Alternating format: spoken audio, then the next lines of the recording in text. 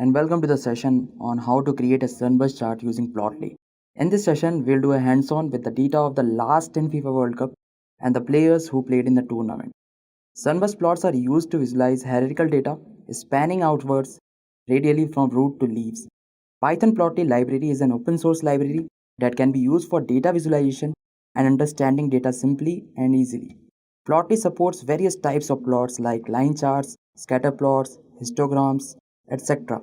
In this session, we'll learn all about Sunburst charts and Plotly. So without further wait, let's start the session. But before we begin the session, make sure to subscribe to our channel and press the bell icon so that you'll never miss any update from us. Hello friends, welcome again to the Intellipaat channel. In this video, I will tell you about how to make an interactive Sunburst chart of the last 10 FIFA World Cup using Plotly. So let's look into the agenda. So in this session, we will be covering first what is Python. After understanding Python, we will understand what are the data visualization tools. And then moving further, we will look Python for visualization. Following that, we will understand Plotly, which is a Python library. And at last but not least, we will learn about Sunburst chart along with hands-on. So now let's start with Python. So talking about Python, Python is an object-oriented, interpreted, and it's a high-level programming language. Basically, it's a general purpose and we use it to develop GUI and web applications. Now you might have a question that there are 1000s of languages. So why we are using Python? It's simple because it is easy to use. Python is by far one of the easiest languages to learn and use. Moving ahead, it contains a massive collection of libraries. For example, Django for web development, Matplotlib for data visualization, and many more. Along with that, it's having a simplified syntax and not much complication. So that's why it is efficient, reliable, and time saving also. Moving next, we are having open source community. So Python is having a large community of developers. Also, it offers career opportunities in various fields such as data analyst, business analyst, data scientist, and many more. So now, where can we use Python? So Python is used for web application. So if you want to create any web apps, you can use Python. So it includes libraries for HTML, XML, email processing, request, and other internet protocols. Python comes with a number of useful frameworks which are listed here. So we are having Django and Pyramid, which is used for heavy applications. So there are other micro frameworks available such as Bottle and Flask. So next we are having desktop application. So the graphical user interface, that is GUI, is a user interface that allows for easy interaction with any application. So if you want to create a user interface, Python includes the TK GUI toolkit. So there are some popular GUI libraries such as tkinter and pyqt that is available from Python. Next we are having machine learning and artificial intelligence. So Python offers all the skill sets that are required for a machine learning or artificial intelligence project such as stability, flexibility, and a large number of tools. For example, scikit-learn, which is probably the most useful library for machine learning in Python. Next we are having as cloud and DevOps. So talking about DevOps, here Python is one of the primary technologies that is used by the teams practicing DevOps. Its flexibility and accessibility make Python a great fit for this job. Now, so next we are having Microsoft Azure Service Fabric, which is the next generation cloud application platform for highly scalable, highly reliable distributed applications. Next, Python is also used in hardware programming. So you can use it to control hardware. It can also be used to program hardware. So these are some features of Python where we can use it. Along with that, there are top companies which are using Python such as Google, YouTube, Netflix, etc. So let's understand first what is data visualization. So data visualization is a branch of data analysis that mainly focuses on visualizing data. It depicts data graphically and also it's a good approach to express data findings. Moving next, we can obtain a visual summary of our data by using data visualization. It is an important in the depiction of both small and large data sets, but it is especially useful when we are dealing with a large data set. There are several data visualization tools that are available. For example, Matplotlib, Seaborn, and Plotly. Dataset is a collection of related sets of information. It can be in the form of CSV, Excel, etc. So for this video, I will be using a FIFA dataset which is in CSV format. So this dataset contains the data of the last 10 FIFA World Cups, which contains total 7 attributes, right? So the first attribute is year in which FIFA is played. Second one is the top 4 teams in the World Cup. Moving ahead, we are having the players attached to the particular team. and then which club the players represent. After that, we are having the age of the particular player during the tournament, and then goes throughout the tournament. So this is a data set, and if I scroll down, you can see that this data set contains total 160 records and 7 columns. That is nothing but 7 attributes. So now I will upload this data set. So in this video, I will be using a Google Colab, which is a web IDE for Python. So there are different IDEs for Python such as Jupyter Notebook, PyCharm, Visual Studio, etc. But I will be using here Google Colab. So let's see how you can upload your dataset in Google Colab. So I will just go on Google Chrome and I will write here Google Colab. And let me just click on this option. So here you can see that I will just keep the name. So let me just write the name as FIFA. And I will create here new notebook. So you can see that this Google Web IDE has been opened. Now let me just change the name. I'll just write here Sunburst chart.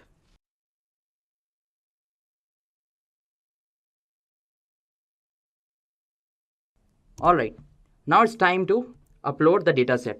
So you have to just simply write here from google.colab import files, and then I will just write here, let me create a variable. So I'll just write here a, and I will write here files.upload.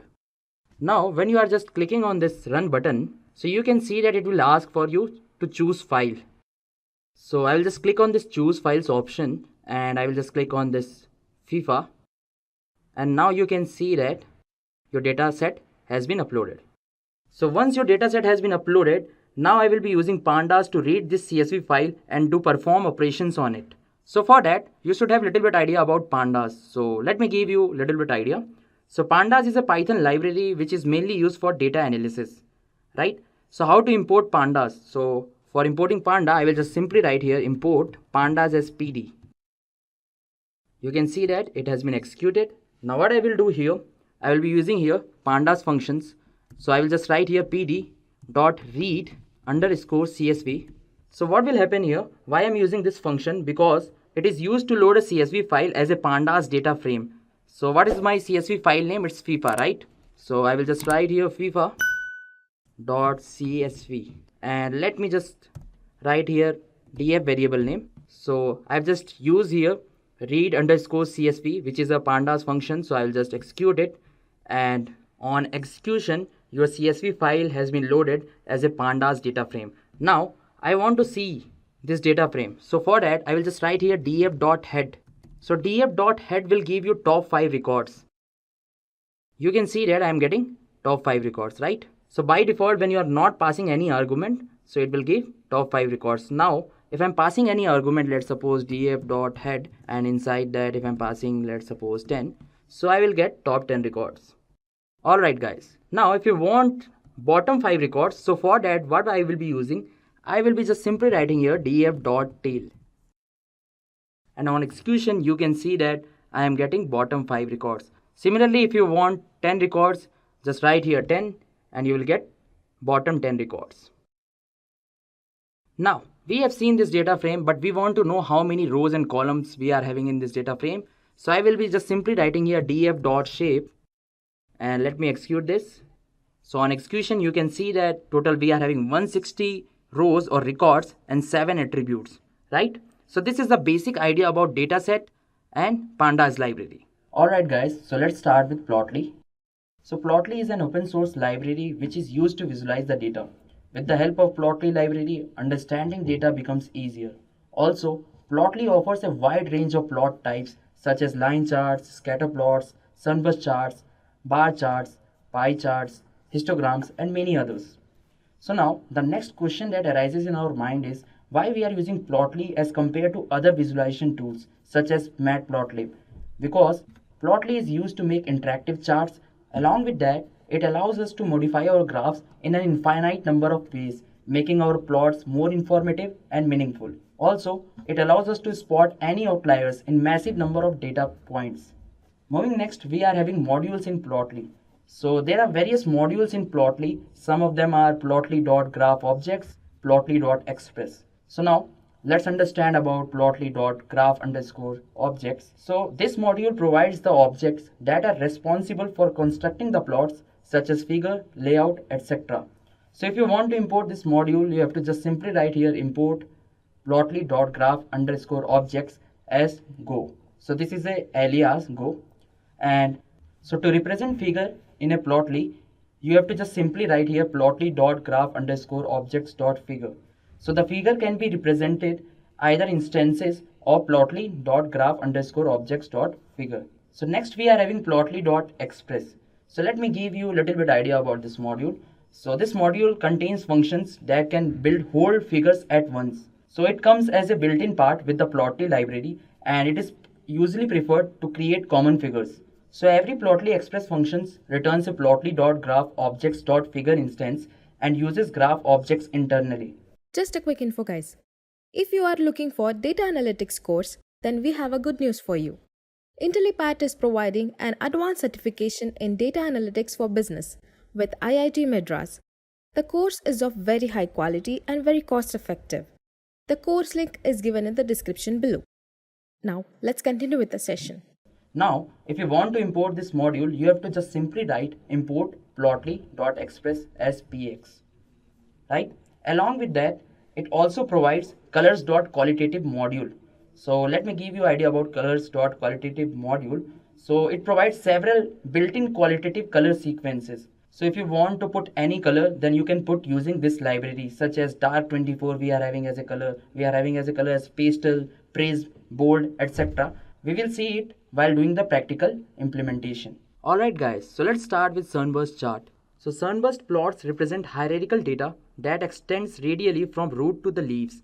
So if you see this Sunburst chart, this FIFA is the root, the second level that we are having is branch, and the last level is leaf here, right? So labels and parent attributes define the hierarchy.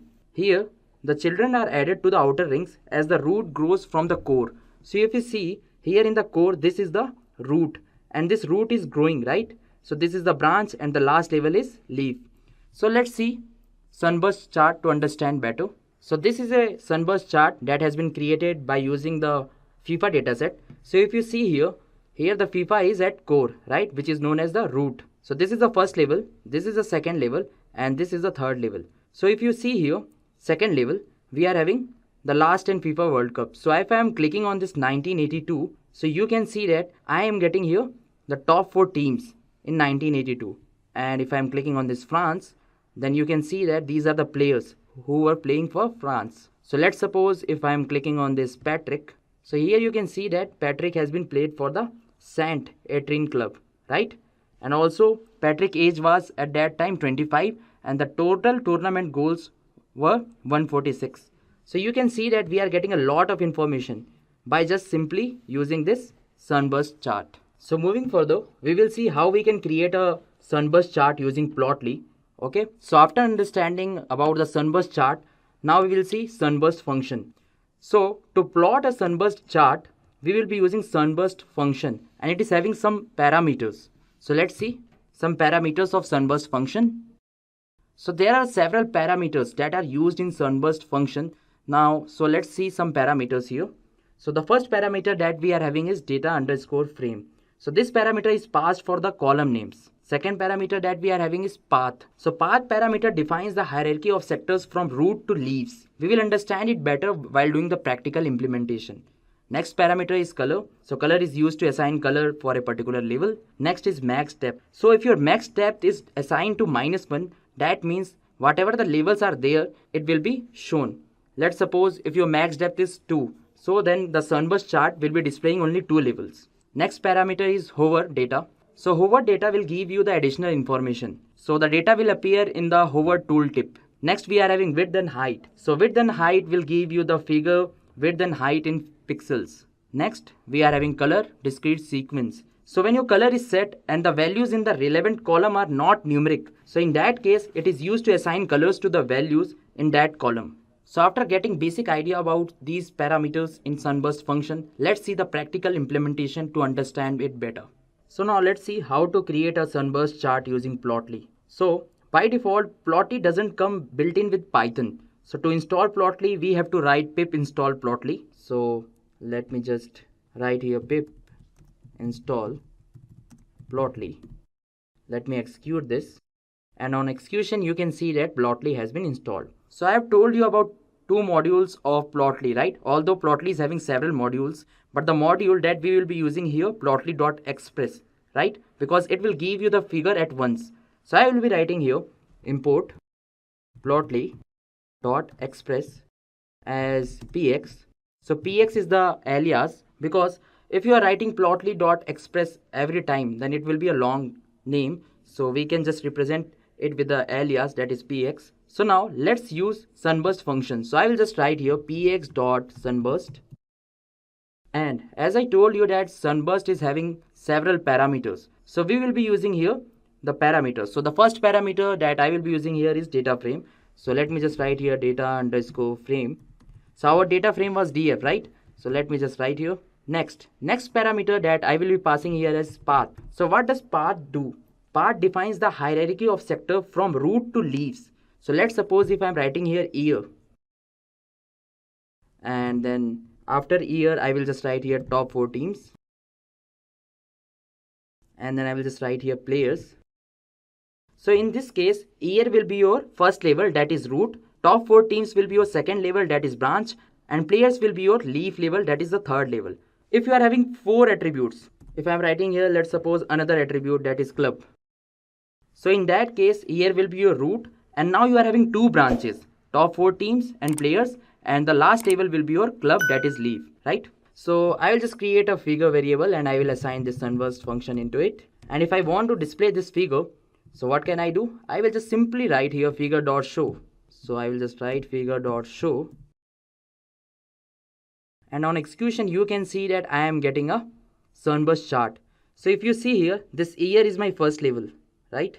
The second level is the top 4 teams. So if you see in 1982, these are the top 4 teams, right? 1978. So total 10 years are there, right? Next we are having players. So this is the third level in which we are having the players name, and at last the players who are associated with the clubs. Now let me change it here. What I will do, I will just write here first FIFA, so that it can look little bit interactive.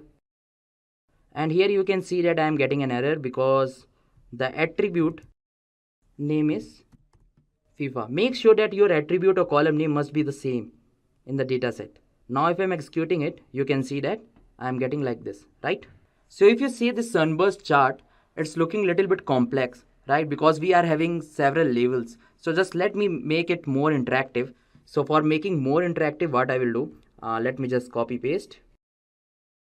So now I have already told you about the max depth parameter. So I will be using here max depth parameter. So when your max depth parameter is set to -1, then you can see all the levels, right?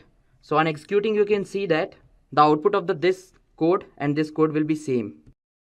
Okay. Now if I am setting this max depth as 3, and now if I am just executing it, so on execution you can see that I will be getting only 3 levels. So these are the 3 levels. First level, this FIFA. Second level, that is the year in which the FIFA has been played, and this is the last level, that is nothing but the top 4 teams, right? Now you can see this graph is looking more attractive. Now if you ask me question, okay, what about players and club? So if you open this graph, I'm clicking on just 1978 and this Argentina, you can see that you are getting the players of Argentina. And if you are clicking on this, you can see that Noberto is associated with River Plate club, right? So now let me show you some more parameters so that we can make this graph more interactive. So once again, let me just write the previous code, and here I will just use here this time width as well as height. So let me just write here width as 1000 and then height as 800. So on execution, you can see that I am getting a larger graph. But here let me just once again put max depth as 3. Now it's looking better, bigger and larger, right? Now let's use some more parameters. So we have seen about the max depth parameter, width and height. Now I will be using the hover data. So as I told you that hover data will give you the additional information. So we were also having the attributes age during tournament and tournament goals. So I will assign that attribute into the hover data. So I'll just write here age during tournament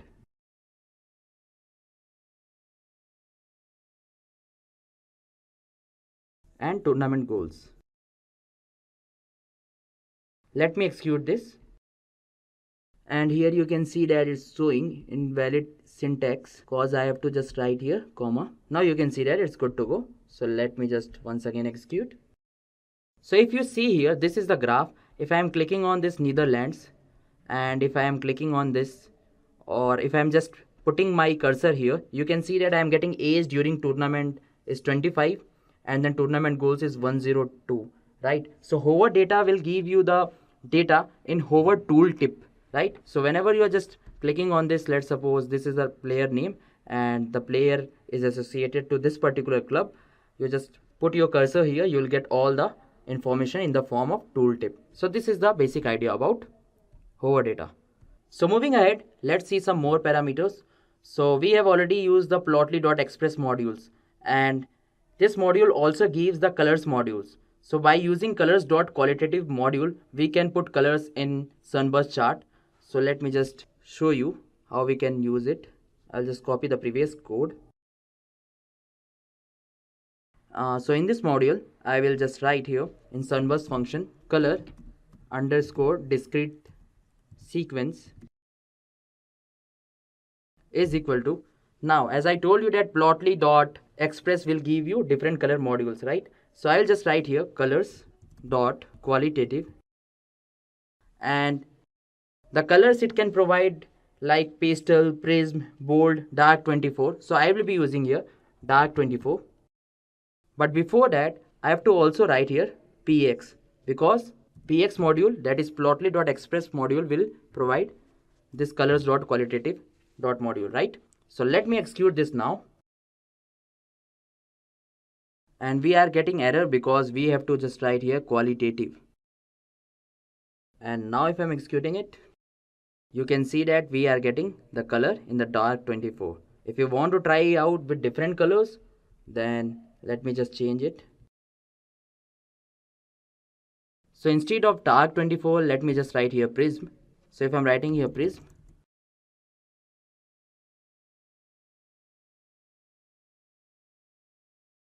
and execute this. So on execution, you can see that we are getting an interactive graph of Plotly. So using Plotly, you can make an interactive Sunburst chart, and we have made a Sunburst chart of the last 10 FIFA World Cup. You can see that these are the years, right? And if you are clicking on this chart, you will get all the information that in 1982 these were the teams, I mean final 4 teams. And if you want to know the details of the team, you will just click on Germany. You will see these are the players who were playing, and this player is attached to this particular club, and the age of the player during the tournament was 26. Tournament goals were 146. So these are the key insights that we are getting by using simple Plotly library, right? Yeah, continue. Alright guys, so this is the basic idea about the Plotly. Thank you guys, and if you like the video, please hit out the subscribe button and the bell icon. Just a quick info, guys. If you are looking for data analytics course, then we have a good news for you. Intellipaat is providing an advanced certification in data analytics for business with IIT Madras. The course is of very high quality and very cost effective. The course link is given in the description below.